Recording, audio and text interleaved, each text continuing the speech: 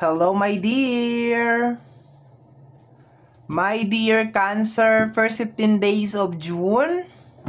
Ito po ay from June 1 hanggang June 15, 2024, general reading. Ulitin ko mga my dear Cancer.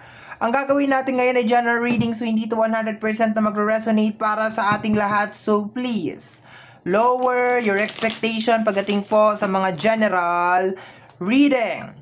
2 cards sa overall energy, 3 cards para sa money, career, 3 cards para sa iyong love, and then 8 cards para sa additional cards or additional message, okay? Let's start your reading, my dear Cancer, first 15 days of June. Cut na natin 2 into 3. Let's go. Ito daw. Overall energy muna tayo, my dear. Let's go, let's go, let's go. The 2 of Cups. Okay, so posibleng may kinalaman sa usapin ng relationship. Oh, the 9 of Swords. Nakaka-stress ba? Ma-in love? Okay, parang di makatulog sa gabi. Yun na nakukuha ko dito, my dear. Di makatulog sa gabi sa kaiisip. Okay. So, may connection, my dear, na nagdudulot ng stress sa'yo, my dear. Merong tao na iniisip mo, my dear. Nagdudulot siya ng stress sa'yo. Nagdudulot siya sa'yo ng sleepless night. Okay. In short, my dear, kinukuha niya ang iyong focus and concentration. Posibleng na-stress ka lang talaga sa kanya, my dear. Okay, based naman dito sa card, my dear, kitang-kita. Overall energy to, my dear, para sa iyong first 15 days of June. Let's go na tayo sa energy ng iyong kadatungan. 3 cards tayo dun, my dear. Pero itong card na to, my dear, hindi naman to as in focus lamang sa energy ng relationship. Posible na parang merong tao na nagkokos lang sa iyo ng stress. Pero kung titingnan mo to, more on relationship. Pero posible naman, my dear, na posibleng kapamilya mo, 'di ba? Posibleng kapatid mo, okay? Posibleng kaibigan mo. Nandoon yung pinaka-energy, my dear. Nai-stress ka sa presensya ng isang tao, sa present niya. Pag nandiyan siya, nai-stress ka, nag-overthink ka, hindi siya mawala-wala sa isip mo, my dear. Yun yung eksena, my dear, ng overall energy na to. Okay, let's go tayo sa energy ng iyong kadatungan. The 6 of Wands. Maganda. That is a good sign. Okay, eto na daw. Kompleto na. Okay, the 8 of Cups. Okay, and the 3 of Pentacles. Okay, so posibleng meron mga opportunity, my dear. Okay, kasi nakikita mo dito si 8 of Cups, patalikod yung kanyang energy. Kung saan papunta si 8 of Cups, my dear, energy of success. So, first 15 days of June, mga my dear Cancer, posibleng meron mga offering, trabaho, opportunity, pagkakaperahan, my dear. Basta, my dear, kung saan dadalhin yung paa mo, may pera. Okay? Pero parang bagong ano to, my dear, work. Posible din, my dear, na baka meron kang matagal ng dinadasal or minamanifest na trabaho, okay, na makukuha mo na. Posible din, my dear, na may kinalaman sa business. Something new yung energy ng usapin ng pinansyal. Success, my dear, yung energy. Okay? Punta tayo sa energy ng LOVE, love. Okay, eto daw. We have here the 2 of Pentacles. Ayan. Meron ka dun 2 of Cups. Meron ka ditong 2 of Pentacles. Balancing, my dear. Okay? So, love, my dear. Kahit Pentacles to, nasa love tayo. So, posible, my dear, na binabalanse mo. Okay? Pinag-aaralan mo. Sumasayaw ka sa tugtog, my dear. Binabalanse mo. So, kung sino man to, kahit nasabi mo na i-stress ka na sa kanya, my dear, binabalanse mo. No? Nakikipaglaro ka. Diba? Yun ang nakukuha ko dyan na energy. Okay? Next. Okay? The King of Cups, posibleng binibigyan mo pa ng second chance. Okay? Waiting energy. And, the 4 of Cups. Sa totoo lang, my dear, blockage mo siya. Okay, blockage mo siya, my dear. Siya yung dahilan kung bakit hindi mo nakikita yung mga opportunity sa buhay mo. Ayan, no, kasi makikita mo si Four of Cups, paralyze yung energy niya. Gusto siguro ng tao na to, nakapokus ka lang sa kanya, deadma, sa mga blessing and everything. Pero, Kung pagsasama-samahin natin tong card na to, my dear, lahat, sinasabi, my dear, na buksan mo yung mga mata mo, my dear. Huwag kang mag-focus masyado sa energy ng love, okay? Mag-focus ka sa moving forward kasi may blessing sa energy ng pinansyal. Baka hindi mo to mapansin, my dear Cancer. No, baka hindi mo pansin, masyado kang tutok na stress ka dito sa energy nitong tao na to. Hindi mo napansin, may dumaan na pala na blessing. No. Pero meron talagang taong nagpapa-stress sa'yo, my dear. Okay? Hindi siya mawala-wala sa isip mo. Additional cards tayo, my dear Cancer. Additional cards. Okay? The King of Pentacles. Okay? Posibleng meron siyang energy ng Taurus, Virgo, and Capricorn. Pero hindi ko kino-close ang ibang zodiac sign.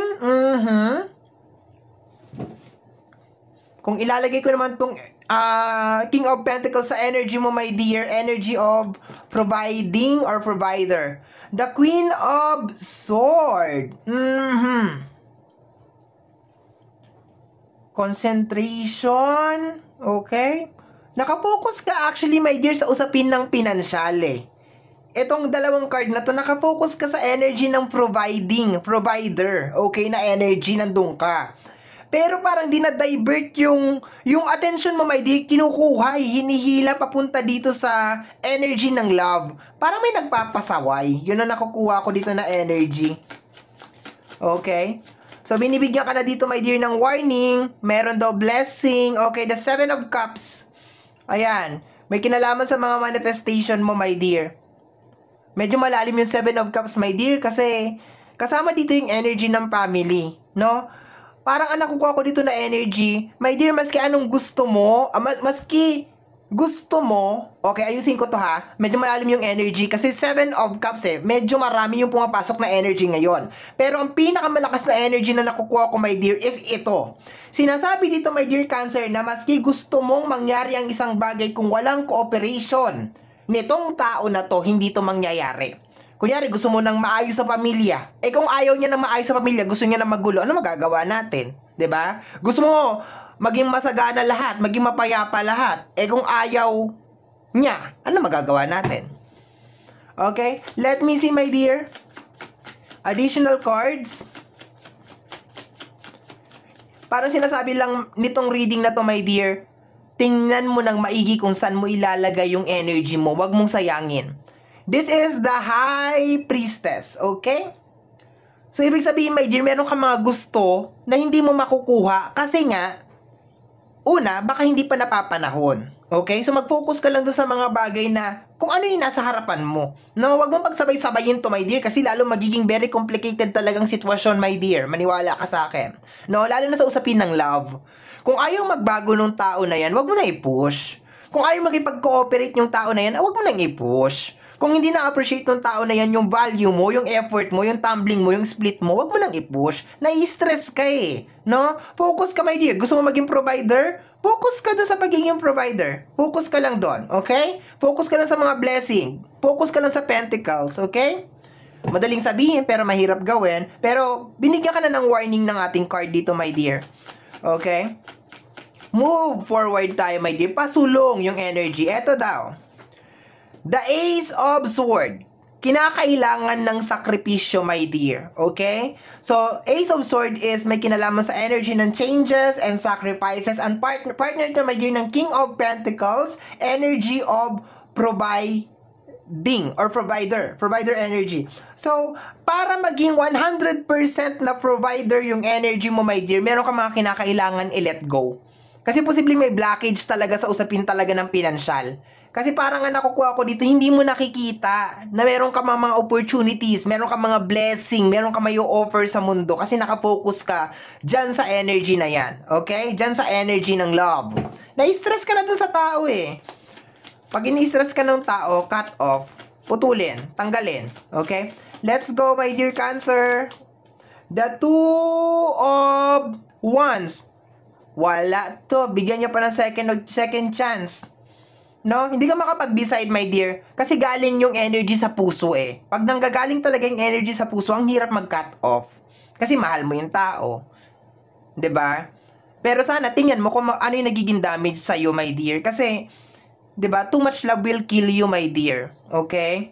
So, first 15 days of June, kahit na sabihin mo nagko-cause na sa'yo na matinding damage tong energy ng love, hindi mo to iiwan, hindi ka dito aalis. Bibigyan mo pa ng second chance. Ewan ko kung kailan ka magigising sa katotohanan. Tingnan na lang natin. The Temperance. Wala talagang pagbabago na mangyayari. Walang magbabago sa pamilyang ito, no? So, because of love, titiisin mo to, my dear. Because of love, the love, no? Posibleng hindi mo i-cut off, hindi mo i-correct, wala kang sasabihin, hayaan mo lang, bibigyan mo ng second chance, aasa ka, na one of this day, magbabago yung energy nitong tao na to. Sana nga, no? So, let's go tayo, my dear. Last card. Expected mo na, my dear. Dadagsa ang stress. Okay? The Page of Cups, partner ng ating High Priestess. Hindi magandang combination to, my dear, kasi baka posibleng marami ka pang matutuklasan tungkol sa tao na to, na posibleng magti-trigger ng stress mo, ng ating Nine of Swords dun sa taas. Good luck, my dear Cancer. If I were you, focus ako sa usapin ng pinansyal, move forward, buksan mo yung mga mata mo, my dear, kasi meron mga opportunity, meron mga offering na may kinalaman sa usapin ng pinansyal, posibleng trabaho yan, my dear Cancer. So, grab. Move forward lang tayo, my dear. The Knight of Cups. My dear, minsan, pag maalon ang buhay natin, matuto tayong, 'di ba? Sumuong. Matuto tayong, alam mo, wala na tayong option eh. Nandiyan na tayo sa gitna ng karagatan, my dear. Kailangan natin, 'di ba, paglabanan yung alon. And kailangan mo paglabanan yung emotion mo, my dear. Hindi pwede, my dear, na kontrolin ka ng emotion mo. Okay? I hope you're getting my point, my dear, no? Kasi ang kalaban mo dito is yung iyong emosyon. And dahil sa emosyon mo, posibleng maparalyze lahat. Gusto mo maging provider? Gusto mo makapag-provide? Gusto mo mabago ang buhay mo? Walang magbabago sa buhay mo kung nakadikit ka sa isang tao na ayaw magbago. Ayaw niya magbago. Paano ka? Ano mangyayari? Ang gulo naman ito. Diba? Wala mangyayari, my dear. Nakadikit ka sa isang tao na ayaw ng pagbabago. So, therefore, ano mangyayari?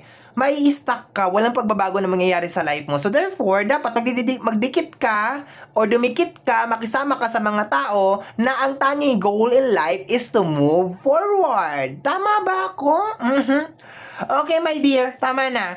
My dear Cancer, yan ang reading mo para sa yung first 15 days of June. Somehow, my dear, kung nagustuhan mo to, especially kung napadaan ka lang, don't forget to subscribe. Pag-click lamang po notification bell para ma-update ka sa aking mga upload. And free to like, free to share, and free to comment sa lahat ng ating mga videos. Once again, my name is RJ, also known as Apo J. Maraming salamat po, and until next time, bye-bye. Thank you, my dear.